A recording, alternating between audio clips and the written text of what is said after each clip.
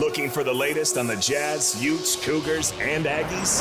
Yeah! We've got you covered. This is Hans Olsen and Scotty G on 97.5, the Sports Zone. Hans and Scotty, 97.5, the KSL Sports Zone. Fired up, as always, to chat with John Wilner. He's going to join us coming up here in just a moment. By the way, where did the hammer come from? Did you come up with that one? Mm-mm. Who started the hammer?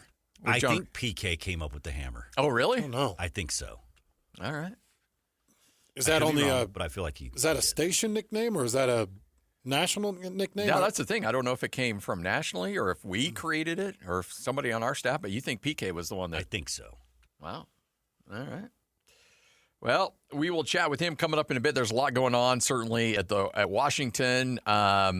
Also, what's going on with the SEC getting shut out. The guy's dialed in when it comes to all things college athletics. So we'll chat with him a little bit and get some thoughts in terms of the landscape of college athletics and where we're at now. Quickly, before we get him on, scale of 1 to 10. 1 to 10. Okay. How excited are you for Oregon, Indiana tonight? 9.2. Okay. I'm fired up. All right. Yeah. I like it.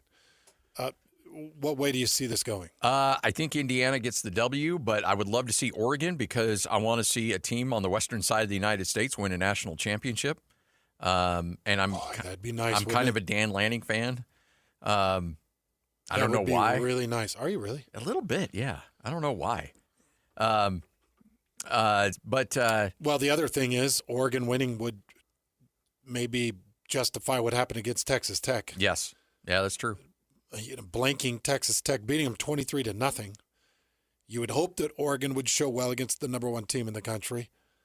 If Indiana runs them out of the building, then it's like, oh, back to the drawing board. Yeah. This is a bad look for the Big 12. So looks like the hammer just hammered himself into the 2 o'clock hour.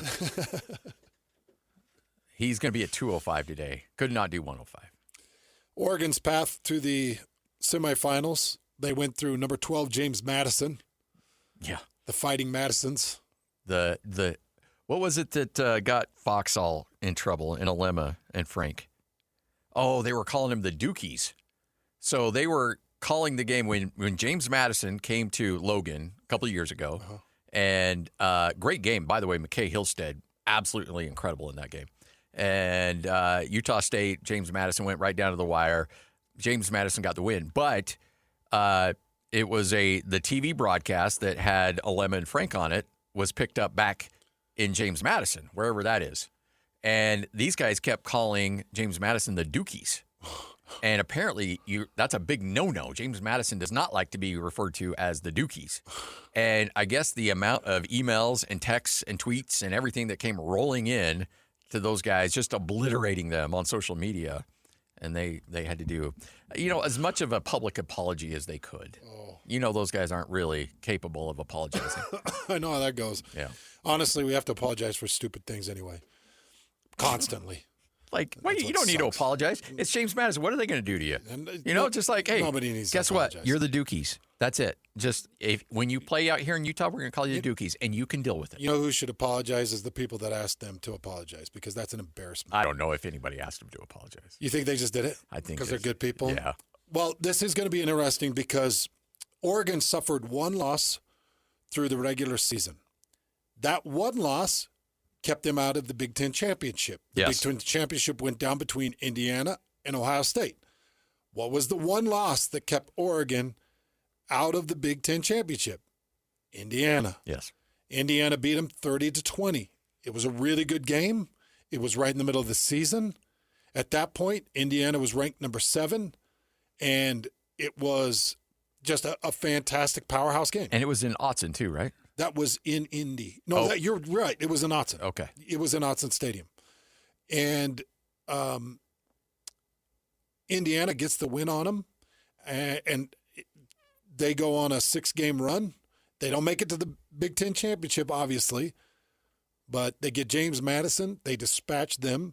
They blank out Texas Tech. They look extremely good, prepared and ready. And Indiana's just they're a doghouse right now, man. Indiana is incredibly tough.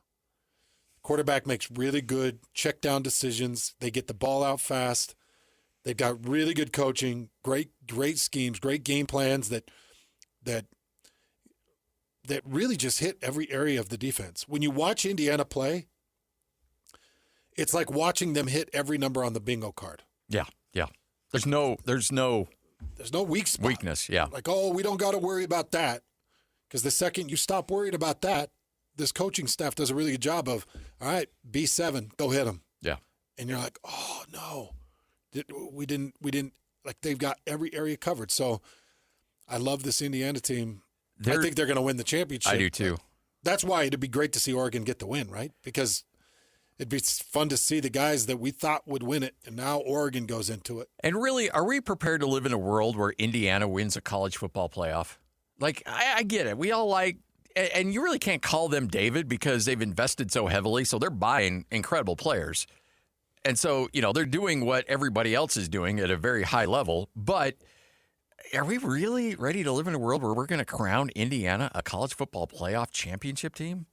I'm not quite sure if we're there yet. Feels better to. It feels weird. Just give it to Oregon. Oregon doesn't. Yeah. And Oregon too is a team that when you look at Indiana, I know you talked to a lot of coaches before your broadcast at BYU, and I have a lot of off-the-air conversations. We have a conference call with the coordinators before every game, and it's all off the record. They just kind of give us a heads up. Hey, watch out for this guy. We're going to be using this guy a little bit, so make sure you highlight him in the broadcast. And they just give us a heads up, and it's all off the record. We're not supposed to, disclose, and we don't. But one thing we always ask an offensive coordinator and a defensive coordinator is, where's the weak link? Like, who is a guy you're going to target? Is there a corner or a safety or a linebacker that you're going to try to motion in and get him out on an island? Some guy that you can expose. Some guy that I know I worked with a coach who called it the pigeon. We're going to throw rocks at the pigeon. And we got to find who the pigeon is. And every week I'd laugh. I'm like, who's the pigeon? He's like, 27 right there. Or 21. That's who we're going after. Indiana's got no pigeons. There's nobody on that team that you can look at and say, that's a pigeon. But same with Oregon. Like, I don't know where Oregon's weak link is. It used to be, hey, they'll score a lot of points, but they'll give up some points. Not anymore. Defensively, they're a beast. You brought up you'd like to see a Western team win. Yes. Do you know the last time a team from the West won? That would be USC in 04. Or 04. So it would be sealed in 04 because who vacated that? Oh, USC did. The Reggie Bush. It still counts. And then you got 2003 where they were AP, but BCS, LSU was BCS. Is that right? Yeah. I mean, it was. So, but in the CFP. LSU won it in 03. That was Nick Saban's LSU team. And then 04. No. USC did win it in 03. Wait a minute. No. Let's see. Yeah, I think USC won it because they were back-to-back champs in 2003 and 2004, and they were going for 3 in a row, I thought, when Texas beat them in the championship game in 05. But I think the 04 vacation is because of Bush. Yes. So I guess technically. Okay, now this is what's crazy. All right, so you had USC for a minute, early 2000s, almost back when I was still playing. Yeah. In college. I was still playing in the NFL at this time. Now, look at this. Now you got to go back all the way to 1991. Washington. Where Washington finished 12-0 under Don James. And even then, it was a split one with Florida. And it was a split. Because they didn't play. Dennis Erickson and this Miami team ended up with the AP, and it was just, those were weird times to crown a champion back then. But 2 times since that's incredible. 1991, you could say 1 time since 1992, has a team from the West come out on top. That's insane. Yeah. And frankly, you've had Oregon play for a national championship. You've had Washington play for a national championship. But other than that, outside of that USC run, I don't think there's been even much representation in the championship games. No. Outside of those two. No, I don't think so. So you're right. It would be nice, wouldn't it, to see Oregon as they've moved into the Big Ten.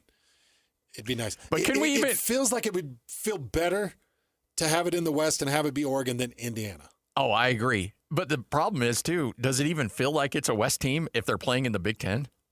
I mean, geographically they are. Yeah, geographically. But also it's like they're part of the cool kids club at the Big Ten. Give me Fernando, baby.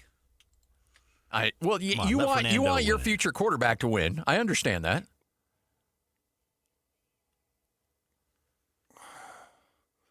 What are we doing?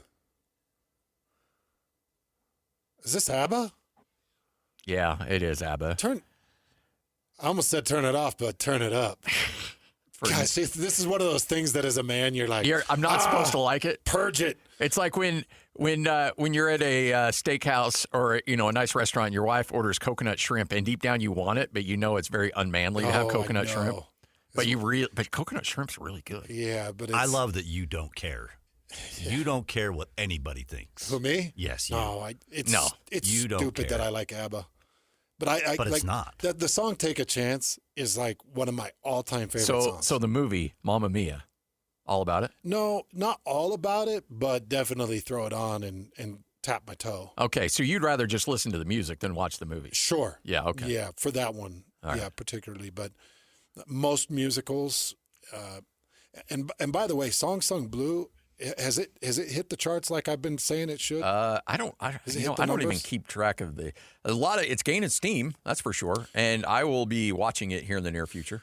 Okay, so let me tell you why Oregon still resides in the West to me, even though they're in the Big Ten. So I'm going to tell you why, like, it's still the West to me. Because I look at their roster, and it's Arizona, California, Oregon, California. It's Washington, Hawaii. You got a couple of Georgias in here, but you got Oregon, California, Arizona, Oregon. There's a couple of Texas, a lot of California, a ton of California. You got some Idaho, Idaho Falls, Idaho.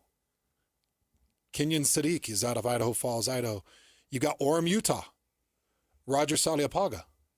There you go. Out of Orem, Utah. So you got a bit of Utah on that roster. Oregon, Washington. I mean, this is mostly Oregon, Washington, California. You got one Colorado on there, and you got a Nevada on there. So it's when I say it's West, it's West because these are our kids. Yeah, I get you. It's our product. And I want our product to win. I do too. It's a really good point that you brought up, Scotty. That's a great point. Give me the West, baby. Yeah. Geez, we've been embarrassed for a long time. We really have. And I mean, how does anybody even take us serious out here? They don't. They don't.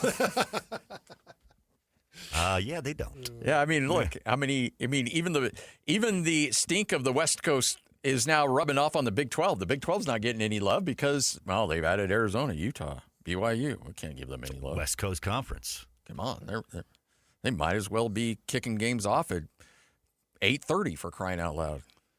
Hey, and why is it that the last team that we had in the West that won? Why is that they vacated it, and it's the most hotly controversial team in college football history? And Reggie Bush is out there like, these kids are getting this now, and I had to give up my Heisman Trophy because somebody paid for Matt Leinert's dad paid for my apartment? That's so bad. Are you kidding me? Reggie Bush would be an $8 million player. Oh, yeah. Today. Oh, yeah. And even then it would be cheap for what the value he brought. Reggie Bush was a college player. If the kids don't understand how great Reggie Bush was at USC, go back and go on YouTube and Google USC Reggie Bush Fresno State. One of the great individual single performances in college football history. He was electric. Yeah, he was. Every time he touched it, you feel like he was going to take it to the house. If you talk about the GOATs of college football running backs, he's in the top 3. Easy. I don't even like putting Ricky Williams in there because he was just so big and strong. I know, he just ran people over, but Ricky needs to be there. And Herschel, yeah.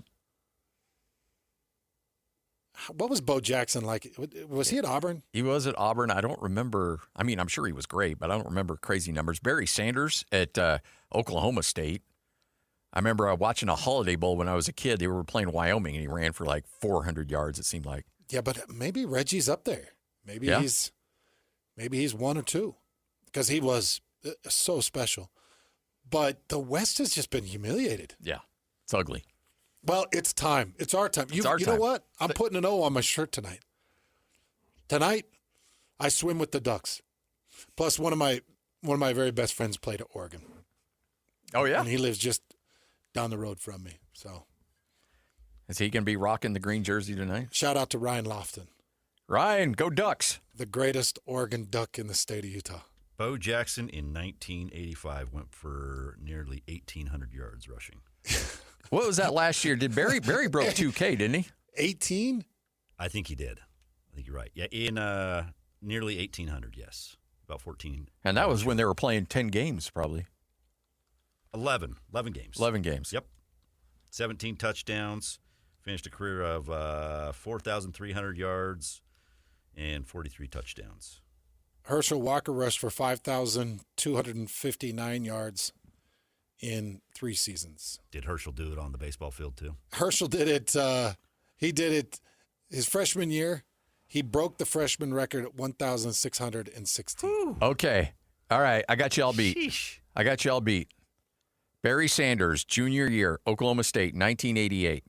11 games, mind you. Just 11 games. 344 carries. 2,628 yards on the ground. He averaged 238.9 How many attempts? On 344 attempts. Ooh.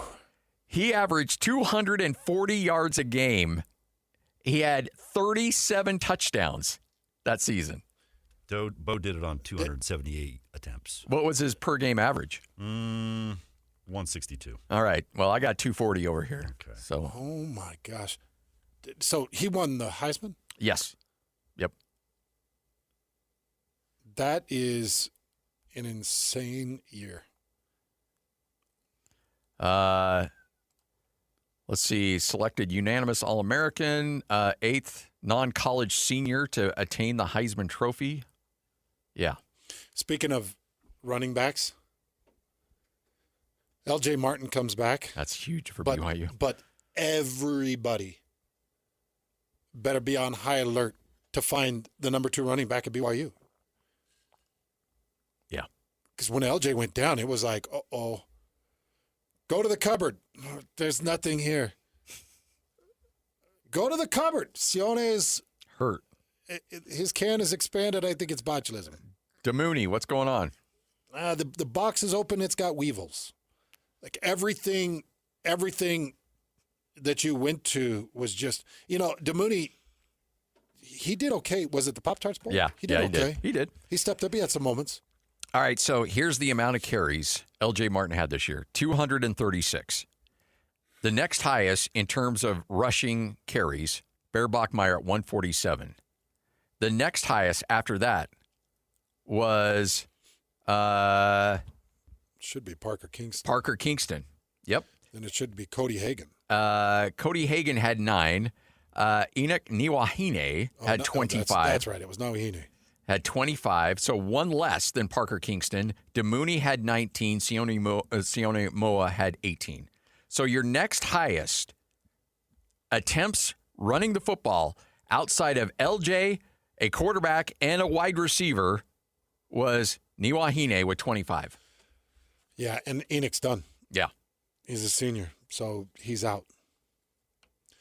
Go to the portal and get yourself a running back. Yeah. And I got to imagine when you go out there and there'll be somebody that'll be like, well, I want to be the guy. You got LJ coming back. Why would I come? Well, first off, we'll give you more money. Second of all, we don't want LJ Martin carrying it 22 times a game. We want LJ carrying it 18, and we'll get you 13 to 14 carries a game. And you're going to be highlighted in an offense where you're going to get some great opportunities. Well, yeah, we'll put you both in the backfield. Yeah. And we'll make it optional so that, if defenses are showing looks on LJ, then we've got you there and we're going to force them to pay attention to you. I think you can sell it. Yeah. Oh, I do. Plus, you're going to sell it as, and Scotty, I got a lot of blowback on it, on saying that they should be an AP top 10. How does the AP, there's a couple things. So AP is going to go into the 2026 voting to start with the preseason AP poll. Correct. It'll come out late July, early August. And there's a few things that they got to look at. Number one, the returning talent. A+. A+. Number two, the returning coaches. A. It would be an A+, but you lost J. But it's A. Still, you got pretty much your whole staff back. Last year's performance, A. Good, solid A. Only 2 losses, and they were both to the same team that was in the college football. That's an A, okay? Now, the AP has to start looking at me like, okay, well, what is our positioning here with BYU? Because they're playing Notre Dame. So what's the best for Notre Dame? BYU being highly ranked. BYU being high ranked. Yeah. Because it makes it this way for Notre Dame. It's either a good loss for Notre Dame or it's the biggest win in Notre Dame history. And you can set that up as an AP and you could say, hold on, what can we do for Notre Dame? Because we kind of screwed them and we screwed BYU. Yeah. And both of them were crybabies. What can we do? I'll tell you what you're going to do. You can make that BYU Notre Dame game the biggest game on the biggest stage with 2 top 10 teams. And if you're concerned about Notre Dame, you have BYU highly ranked just in case BYU does win. They're like, well, yeah, they lost to the 8th ranked team in the country. Yep. Or 9th ranked team in the country. Exactly. So that's why, when I put that out there, I'm not just doing it to be like, hey, like I'm thinking through these things. I've got A+ and A's through all of my major categories. I've got a major scheduling reason. And if you look at the Western viewership, BYU was number 2 behind Oregon. Yeah. So now I'm like, okay, I'm getting crazy eyeballs. I've compounded 2 seasons with 11 and then 12 wins. You see, it's like it's all set up for the AP to do something big and do something right for BYU. Let me ask you this. We knew for a fact that Bear Bachmeier taking over as a freshman quarterback hurt BYU in rankings at the start of the season last year. No doubt about it. Had the kid that went to Tulane, Retzloff, had he come back, BYU would have been much higher ranked because people were scared to death about the freshman quarterback, and they wanted an excuse to drop BYU. Let me ask you this. If Devin Dampier comes back to the University of Utah, this is a team that finished the year at 11-2, but the loss of Kyle Whittingham, first-time head coach Morgan Scalley, is Utah ranked to start the top 25? Mm-hmm. They should be. They better be. But I could also see they lost some defensive players and they lost Kyle Whittingham, so we're going to make them earn it. We're going to have them just on the outside. I'm going to put them ranked, 26th, 27th. They're going to be on the outside because I don't trust them yet. But, they win a couple games, we'll bump them back in. Okay, well, let's think about this. So they thumped Nebraska. They finished 11-2. Couple ugly wins down the stretch with Kansas and Kansas State. They'll probably finish final ranked CFP 13th or 14th. Don't you think? Yeah. 13th or 14th? Yeah, probably. Okay. So I'm going to finish you final ranked 13th or 14th.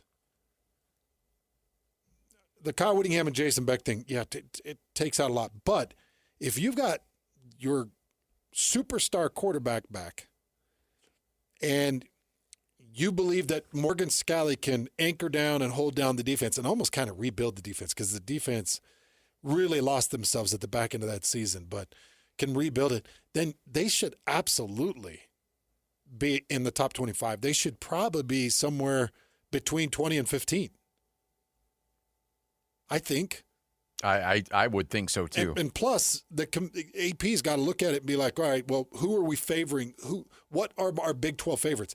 If Devin Dampier is back, your 3 Big 12 favorites are Tech, BYU, and Utah. Yes. Yep. Without question. And then you start to dabble in the Houstons of the world because Houston was young, but what did they retain? TCUs of the world because TCU is continuing to spend money. But, I mean, those are the three teams I think you put the most weight into.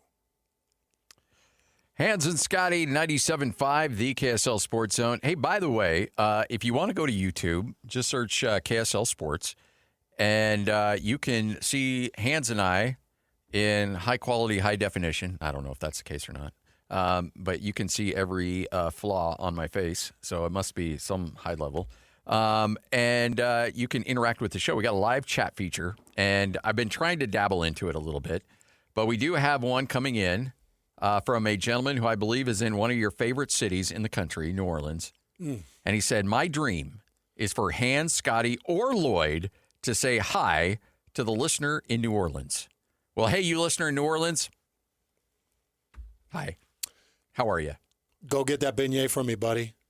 Go get that beignet. The po' boy? It's probably 58 degrees, maybe 58 degrees. So you're going to want to get the hot chocolate, and you just dunk that beignet that's covered in powdered sugar deep in that hot chocolate. Is Cafe Du Monde really the deal, or do you go somewhere else for him? Yeah, what's your place there? So it's Du Monde for me. Okay. Even though it's a little touristy? Yeah, it's only. Okay. Yeah. You feel this deep, rich history when you sit in Cafe Du Monde. It's the best in the whole world. And it's the best beignets. It truly is. It's touristy for a reason, because it's great. It's touristy, but it's also locally. Yeah. Like everybody locally still goes to Cafe Du Monde. It's still the best beignet in all of New Orleans. And it's so perfectly placed. It's right by Jefferson Square. It's just right down from the French Quarter.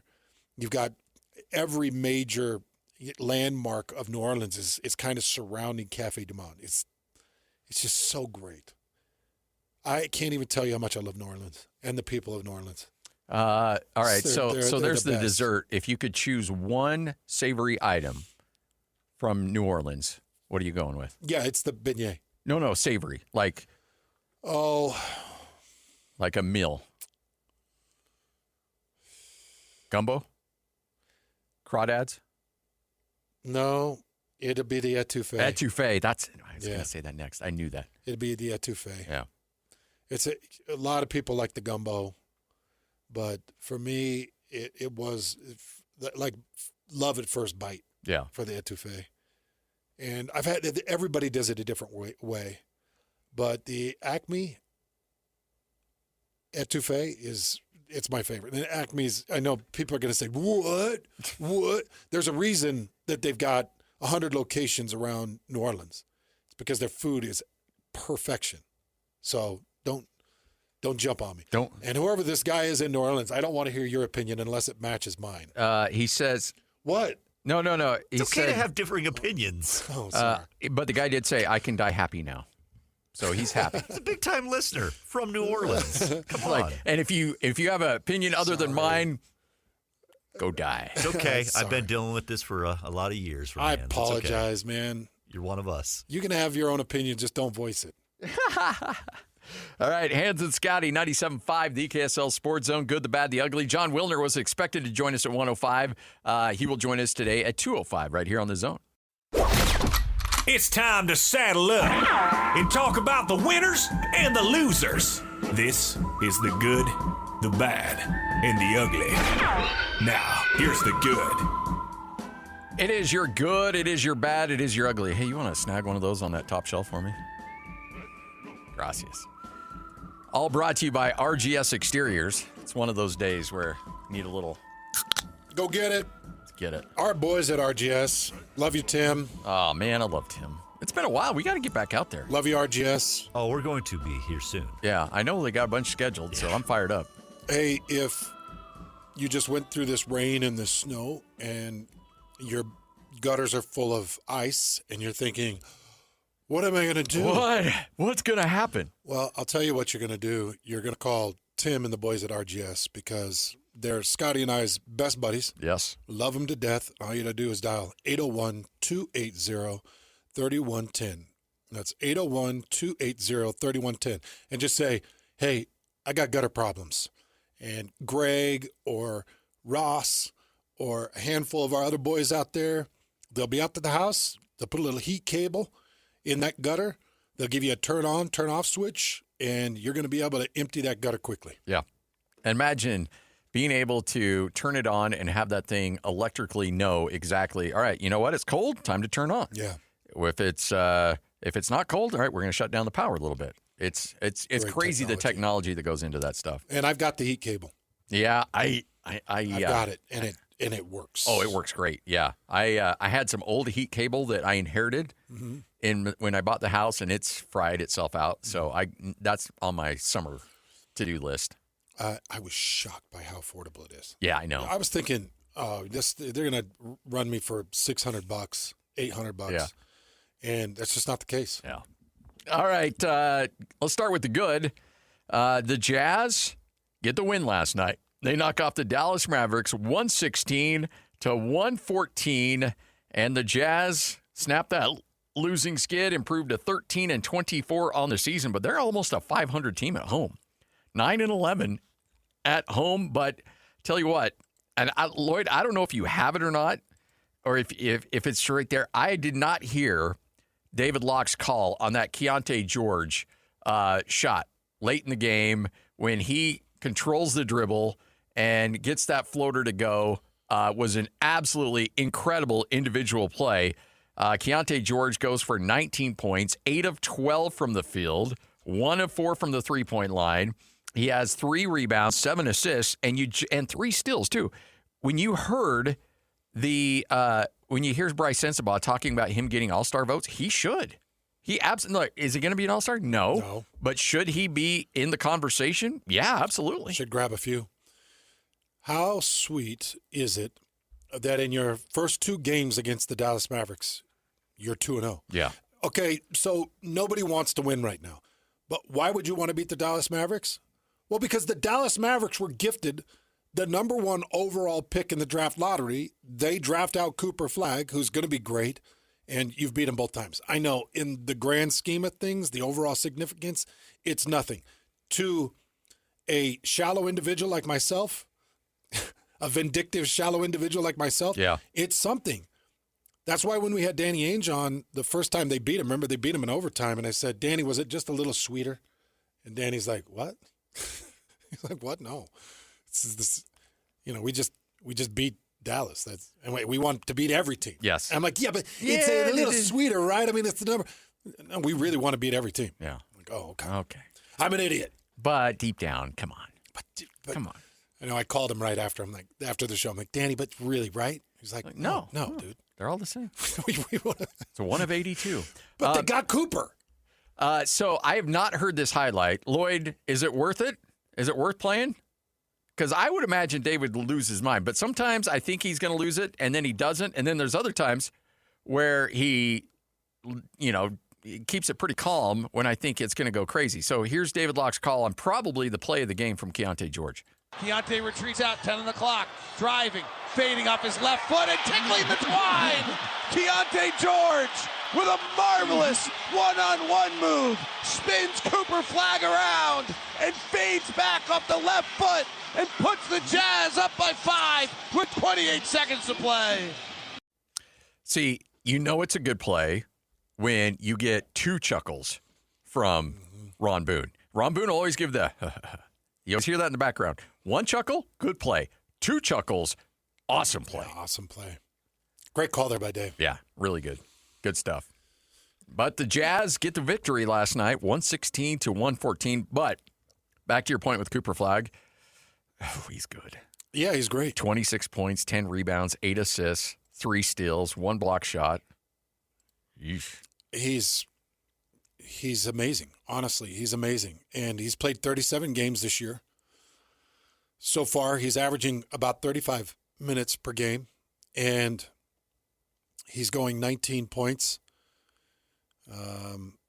7 rebounds, and 5 assists.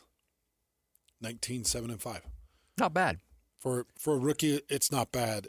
At some point, he's going to be fantastic. But the Jazz getting a couple of wins against him, I don't know why. It just softens the blow a little bit. Dallas has already fired the GM that traded Luka.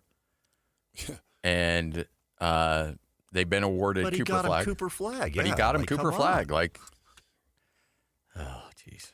That team, though, is so poorly put together. Oh, yeah. It's a mess. It is poorly put together. And bless Klay Thompson's heart. I mean, he's out there firing deep. Every time the ball touches him, he's firing deep. He's still hitting a high percentage this year. I know. In fact, let me find his year percent from the three. He is at 35.8%. 7.7 attempts. And right now he's averaging 35.8. Last year he averaged 39.1. His highest was 44% in the 17-18 season with Golden State. All right, Hans and Scotty, there you go. Good, the bad, the ugly, right here on 97.5. Coming up next, another edition of Whole World News. And then at 2:05, John Wilner will join the program. We hope that the Hammer follows through with us. Today, 2:05, 97.5, the KSL Sports Zone. Go! It's time to span the globe for the hard-hitting news you care about. Well, not really. But hey, at least we found it interesting. This is Whole World News on 97.5, the KSL Sports Zone. We've got the whole world in our hands.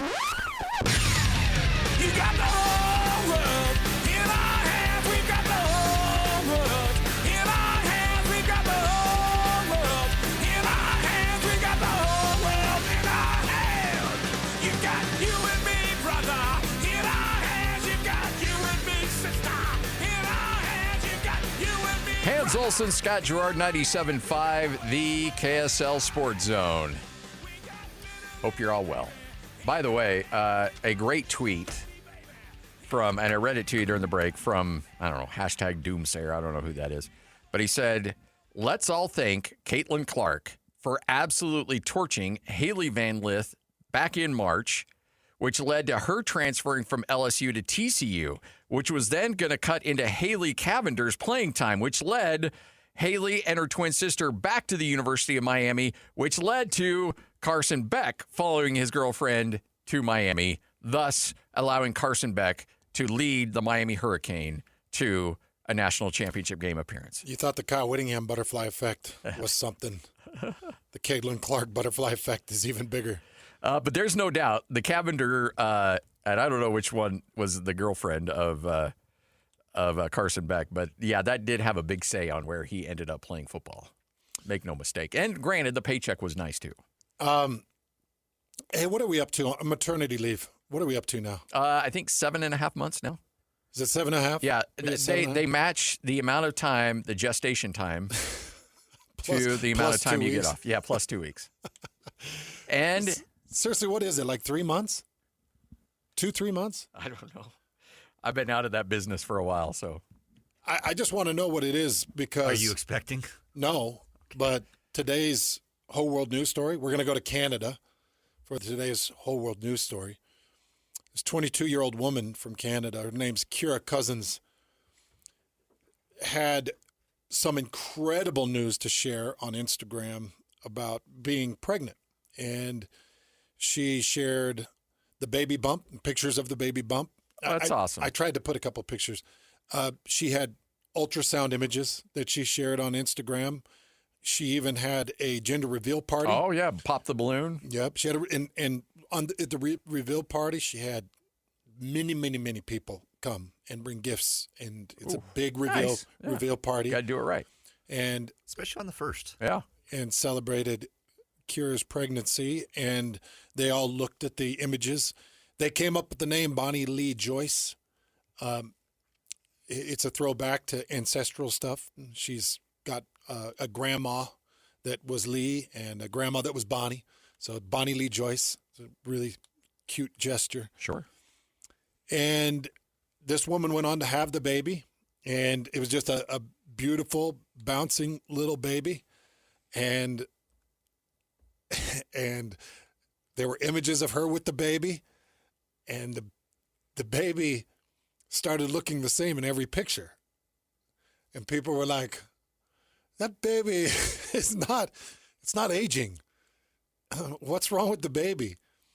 And she just came out and revealed that she faked the whole thing. Whoa, the whole thing. The whole thing. From the pregnancy to the birth and everything in between, to get the gifts, to get the time off, to get the accolades and the praise, to get everything that comes with coming. That is a long con. That's playing the long game there for sure. Yeah, she did. She played the long game. Hopefully getting some tax benefits too. And she would have gotten away with it if it wasn't for that damn baby. For those pesky, for the fact that at the end of it, there wasn't a baby. Are you telling me with AI you couldn't come up with something better? No, she couldn't. Like, come on. So she had, it's a lifelike doll that she went and bought. I guess it's a couple $1,000s for this lifelike doll. And this doll will potty and able to change its facial expressions and everything. So she went to great lengths to perpetuate the whole. Yeah, but sooner or later, you're going to have to buy one that looks like a 3-month-old, and then one a 6-month-old, and then one that starts walking. Yeah. Like that's going to cost you. And then one that it's going to cost you. It's going to cost you. And then one that gets in your car and ramps up your auto insurance, you know? Yeah. You're gonna live out the small wonder life. Yes. Small wonder. I'm almost ashamed I didn't think of that. I feel dumb for thinking of it, but I loved that show. Yeah, man, I love that show. That's one you didn't want to admit you watched, but you did. Okay, I want to see if you'll accept her apology. I'm reading from her Instagram. I already guarantee I will not. I'm reading from her Instagram. I'm so sorry I wasn't pregnant. There was no baby. I made it up and kept it going way too far. I faked the scans, messages, a whole birth story, and acted like a doll was a real baby. Well, I'm reading it word for word. I know how bad it is. I effed up, okay? I just didn't know how to stop once I started. You cried happy tears for me. You picked me up. You brought me places. It sounds like that Mariah Carey song that you did. Believed in everything I said. You didn't deserve to be lied to like that. Everyone who came to the gender reveal, all the people who gave me gifts or support, I effed up, and I hurt a lot of people. Now, this was the part of the apology that cracked me up. This isn't the part. I'm gonna read the other part that's actually bad. She apologized to who she falsely claimed was the father. Oh, I bet, yeah. She said, I made you out to be a horrible person when really I was in the wrong completely.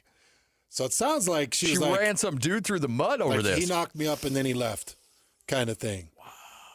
Okay, this is the part that cracks me up because now she knows she's made everybody feel dumb because for months they thought that she's got a baby. So she said in her apology, in everyone else's defense, the doll could move. You could change the facial features, the arms and the legs. You could feed the doll. You could make it pee or poo. So when no one was close to it, it did look extremely real. She's trying to make people feel better about buying the whole claim. This is awesome. Is there any mention whatsoever of reimbursing people for the presents that they gave her? No. No. I'm sure she's kept those things. I bet so. I bet she's returned all of those diapers for Amazon credit and went out and bought herself a nice, well, maybe life-size doll, I guess. I don't know. So, Lloyd, this is a word to the wise. From now on, you say, you roll that old little baby boy down here, and I'll present the days off. I'll produce your days off. Yeah, I'm going to need to see that. How many days off? I mean, Amanda's still young. Hey, our good friend Blake Anderson, you know what he did? Oh, no. So Blake had the snip and got it reversed. I knew you could do that. And now he's in his probably 53, 54, and he and his lovely wife are now parents again. She's pregnant, or they had it. In fact, the kid, I think, is like 1 or 2 now. Holy cow. Yeah. Well, good for you, Blake. I know. But he also said, I think he was on the air with us when he said, he goes, tell you what, the reversal, far more painful than the first procedure. Really? Yeah. That's crazy that you can But- untie those things and reconnect them. But if it gets you a year and a half of time off, maybe it's worth it. All you got to do is just go see Bailey at Mint Medical, and you don't even need Those the things, reversal. those things will just weld back together on their own. They'll get you back to mint condition. Yeah. John Wilner joins us next. 97.5, the KSL Sports Zone.